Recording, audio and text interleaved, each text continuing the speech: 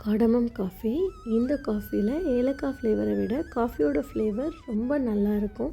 நீங்கள் ஒரு காஃபி லவராக இருந்தால் கண்டிப்பாக ட்ரை பண்ணி பாருங்கள். இது 2 டம்ளர் காஃபிக்கான அளவு. இதில் 4 ஏலக்காய் நல்லா இடித்து எடுத்து வச்சுக்கோங்க. இப்போ இந்த காஃபிக்கு 4 இடித்த ஏலக்காய், 1 டம்ளர் பால், சுகரு, சாஃப்ரான், அப்புறம் டிகாஷன்.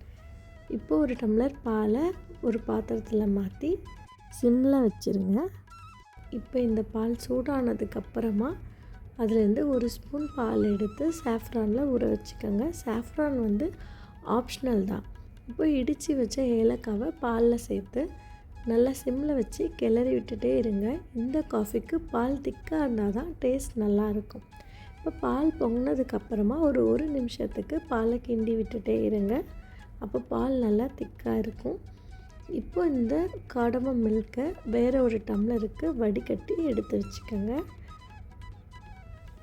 இதுக்கு நீங்கள் ஃபில்ட்ரு காஃபி பவுடர் இருந்தால் அதை யூஸ் பண்ணுங்கள், இல்லைன்னா இன்ஸ்டன்ட் பவுடர் கூட யூஸ் பண்ணிக்கலாம்.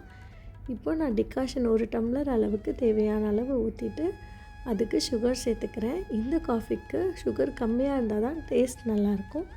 இப்போது வடிகட்டி வச்சுருக்கிற காடமம் மில்க்கையும் சேர்த்து அதோட சாஃப்ரான் மில்க்கு, இது ஆப்ஷனல் தான், வேணும்னா சேர்த்துக்கலாம். அதையும் சேர்த்து நல்லா ஆற்றி எடுத்திங்கன்னா காடமம் காஃபி ரெடி ஆகிடும்.